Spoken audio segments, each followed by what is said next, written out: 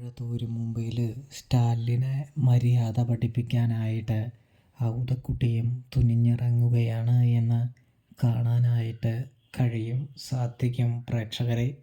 അതായത് അലീനയുടെ സങ്കടം സഹിക്കവയ്യാതെയാണ് ഔതക്കുട്ടിയും ഇറങ്ങുന്നത് എന്ന് കാണാനായിട്ട് കഴിയും.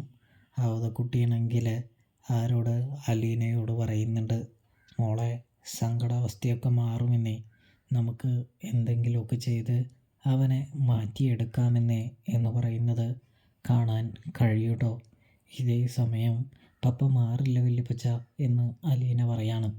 അപ്പോഴാണെങ്കിൽ വല്യപ്പച്ചനായ ആവതക്കുട്ടി പറയുന്നുണ്ട്, മോളെ അവൻ്റെ മനസ്സ് മാറുമെന്നേ, ഞാനിനി മുതൽ നിൻ്റെ കൂടെ നിന്ന് സമരം ചെയ്യാം, നമുക്ക് രണ്ടാൾക്കും കൂടി ഒരുമിച്ച് നിന്ന് പോരാടാം, അപ്പോൾ അവൻ തോൽവി സമ്മതിക്കുമെന്ന് പറയുന്നത് കാണാൻ സാധിക്കും.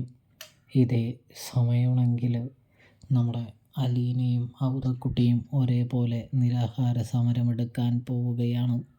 അപ്പോൾ സ്റ്റാലിയാണെങ്കിൽ അങ്ങനെ ഭക്ഷണം കഴിക്കാൻ നേരത്ത് അപ്പച്ചൻ വന്നില്ലേ, അലീന വന്നില്ലേ എന്നിങ്ങനെ ചോദിക്കുമ്പോൾ അപ്പച്ചനും കൂടാതെ തന്നെയാണെങ്കിൽ നമ്മുടെ അലീനയും നിരാഹാരമാണ് എന്നറിയുന്നു.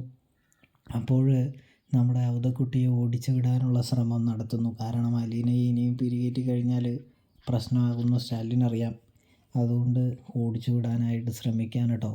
അപ്പോൾ ഔതക്കുട്ടി പറയുന്നുണ്ട്, ഞാനങ്ങനെ പോകണമെന്ന ആളൊന്നുമല്ല, ഞാൻ എൻ്റെ ചിന്നമ്മയുടെ കൂടെയാണ്, ഞങ്ങൾ രണ്ടുപേരും നിന്നെ ഒന്ന് നേർവഴിക്ക് നടത്താൻ പറ്റുമെന്ന് നോക്കട്ടെ എന്ന് പറയുന്നതും അങ്ങനെ വെല്ലുവിളി നടത്തുന്നതും കാണാൻ സാധിക്കും. അപ്പോൾ റിവ്യൂ ഇഷ്ടപ്പെട്ടാൽ സബ്സ്ക്രൈബ് ചെയ്യാനായിട്ട് മറക്കല്ലേ പ്രേക്ഷകരെ, പ്രിയ കൂട്ടുകാരെ. Thanks for watching.